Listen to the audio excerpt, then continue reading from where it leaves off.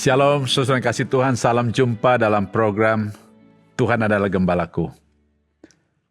Saudara-saudara, satu ketika ada seorang anak yang dengan penampilan lusuh, bajunya compang-camping, kemudian rambutnya gimbal, karena sudah beberapa hari tidak mandi, saudara. Dengan memelas, anak ini duduk di emperan warung Pak Bae, saudara. Nah, melihat anak itu, pemilik warung itu Pak Bae namanya, saudara, dia mendekati anak itu dan bertanya, "Dik, kamu mau apa?" Anak itu tidak berani berbicara, anak itu hanya diam saja karena memang rasa malu, rasa enggan untuk bicara, saudara ya. Lalu Pak Bae itu berkata kepada anak itu, saudara, "Kamu mau apa, nak? Katakan, mintalah. Bapa akan memberikan apa yang Bapa bisa berikan kepadamu." Nah, saudara, mendengar tawaran Bapa itu, si anak itu dengan perkataan yang pelan, dia katakan kepada Bapa itu, kepada Pak Bae, "Pak, saya minta sekeping roti. Saya lapar.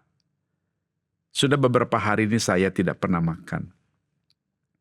Saudara mendengar kata-kata dari anak itu, saudara, maka jatuhlah belas kasihan Pak Bae. Pak Bae segera memberikan 2 keping roti dan sebotol susu kepada anak itu. Saudara, kisah ini cuma kisah imajinatif saya, saudara ya. Tapi saya ingin mengajak kita untuk melihat ada prinsip penting dari kisah ini yang diceritakan oleh Tuhan Yesus kepada kita, bagaimana kita, saudara, sebagai orang yang percaya, datang kepada Tuhan, meminta kepada Tuhan, memohon kepada Tuhan. Untuk itu mari kita melihat satu bagian firman Tuhan dari Matius pasal 7 ayat 7 sampai ayat yang ke-11. Demikian firman Tuhan, "Mintalah maka akan diberikan kepadamu. Carilah maka kamu akan mendapatkan. Ketuklah maka pintu akan dibukakan bagimu. Karena setiap orang yang meminta menerima, dan setiap orang yang mencari mendapat, dan setiap orang yang mengetuk baginya pintu dibukakan. Adakah seorang daripadamu yang memberi batu kepada anaknya jika ia meminta roti? Atau memberi ular jika ia meminta ikan? Jadi, jika kamu yang jahat tahu memberi pemberian yang baik kepada anak-anakmu, apalagi Bapamu yang di surga, Ia akan memberikan yang baik kepada mereka yang meminta kepadanya." Nah, saudara, 6 hari yang lalu, kita sudah merenungkan khotbah Yesus tentang prinsip dan esensi doa yang benar, saudara ya.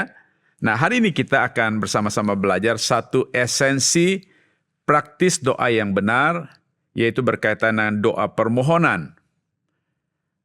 Kalau kita perhatikan bagian firman Tuhan yang kita baca, saudara, paling tidak ada 2 alasan mengapa kita harus menaikkan doa permohonan, mengapa kita harus naikkan doa permintaan kepada Tuhan, saudara. Yang pertama adalah bahwa Tuhanlah yang memerintahkan kita untuk memohon, ya, ataupun Tuhanlah yang perintahkan kita untuk meminta kepadanya. Kalau perhatikan di dalam ayat yang ke-7 berkata begini, "Mintalah maka akan diberikan kepadamu. Carilah maka kamu akan mendapat. Ketuklah, maka pintu akan dibukakan bagimu." Ada 3 kata kerja di sana, saudara, yaitu mintalah, lalu carilah, dan ketuklah. Nah, 3 kata kerja ini diakhiri dengan kata lah. Itu artinya bahwa kata kerja perintah untuk melakukan sesuatu, yaitu untuk meminta, untuk memohon kepada Tuhan. Nah, pertanyaan kita adalah, mengapa Tuhan perintahkan kepada kita untuk meminta? Bukankah Tuhan itu Maha Tahu? Bukankah Tuhan itu tahu segala sesuatu yang saya perlukan? Kenapa harus minta? Nah, saudara, memang Tuhan Yesus tahu apa yang kita perlukan. Dan Tuhan itu sanggup untuk memberikan apa yang kita perlukan karena Dia adalah sumber segala sesuatu yang kita butuhkan, saudara. Tetapi saudara, di sini kita belajar paling tidak 2 hal berkaitan dengan perintah untuk memohon. Yang pertama adalah karena Tuhan punya segala sesuatu yang kita perlu. Apa yang kita perlu itu ada sama Tuhan. Apa aja, saudara? Mulai dari hal-hal yang sederhana, hal-hal yang kita anggap sepele, hal-hal yang kecil, sampai hal-hal yang berkaitan kebutuhan kita yang mungkin lebih besar. Semua ada sama Tuhan. Bayangkan kalau dia punya segala-galanya, dia katakan, mintalah kepadaku. Artinya apa? Dia sanggup untuk memberikan apa yang kita perlukan, saudara. Kemudian yang kedua adalah, kenapa Tuhan perintahkan kita untuk memohon? Karena Tuhan ingin agar kita belajar percaya, saudara. Oke, kita sudah akui kita orang percaya.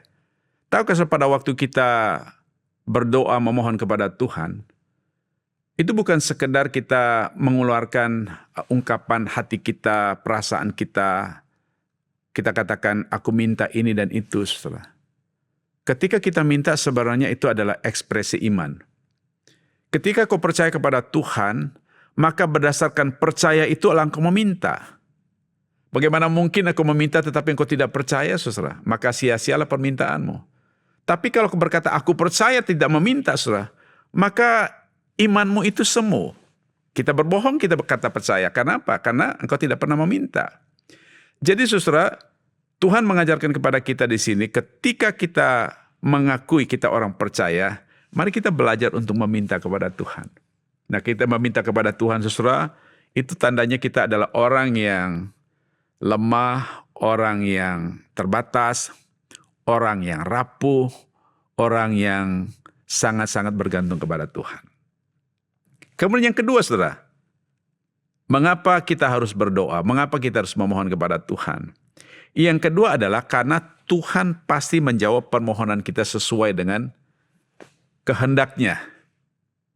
Tuhan pasti menjawab permohonan kita sesuai dengan kehendaknya. Perhatikan ayat yang ke-8, saudara.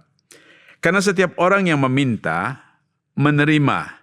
Dan setiap orang yang mencari, mendapat.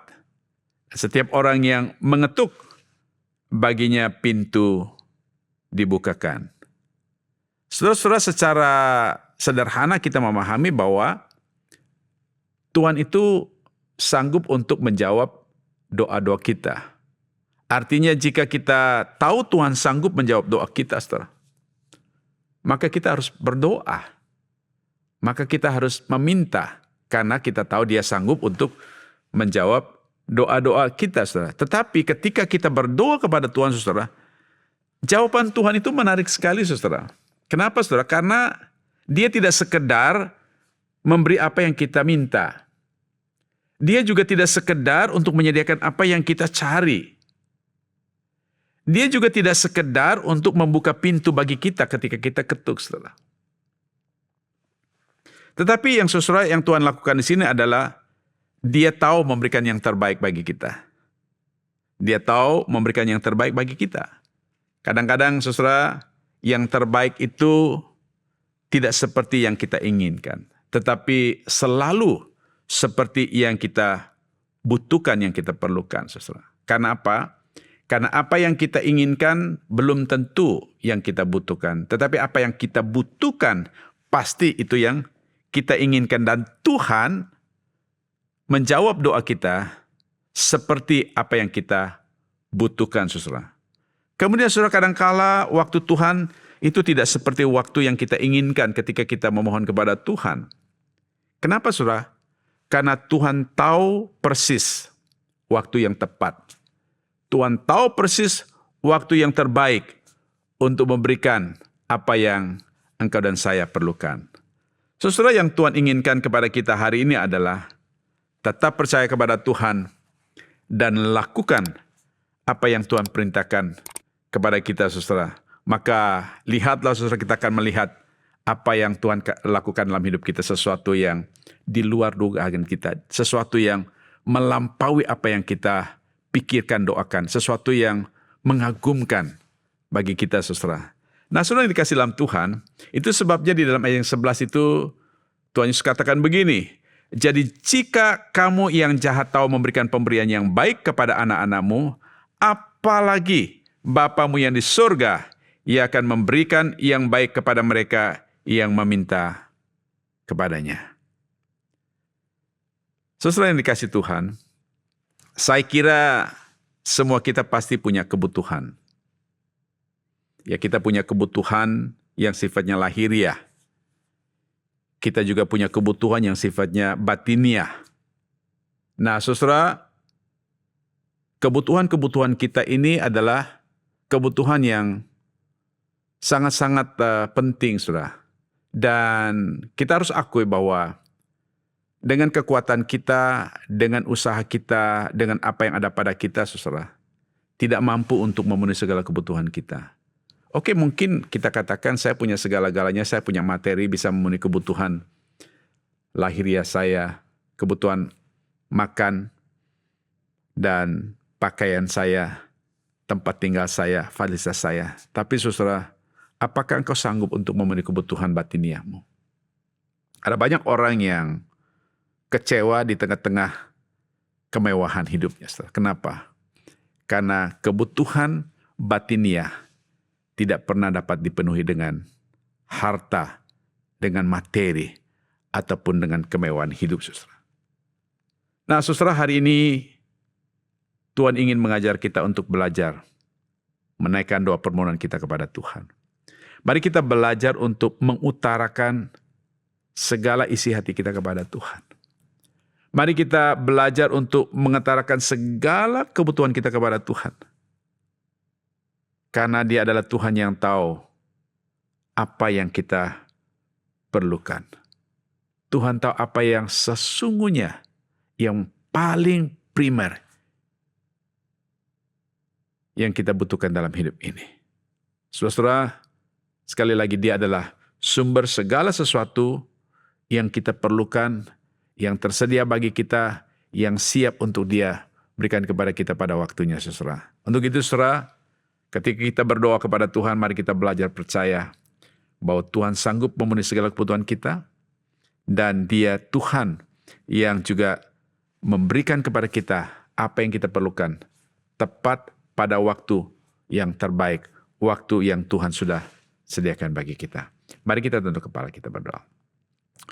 Bapa di surga, terima kasih untuk firman-Mu hari ini. Terima kasih untuk jaminan yang sangat berharga yang Kau berikan kepada kami, yaitu hak istimewa untuk dapat berseru kepada Tuhan, untuk meminta kepada Tuhan hal-hal yang berkaitan dengan kebutuhan kami. Dan kami bersyukur untuk jaminan yang Tuhan berikan kepada kami bahwa Engkau pasti menjawab doa-doa yang kami naikkan kepada Tuhan, sesuai dengan kehendak Tuhan dan sesuai dengan waktu Tuhan. Terima kasih Bapa, ajarlah kami untuk tetap percaya dan taat kepadamu. Dalam nama Tuhan Yesus Kristus kami berdoa. Haleluya. Amin. Amin.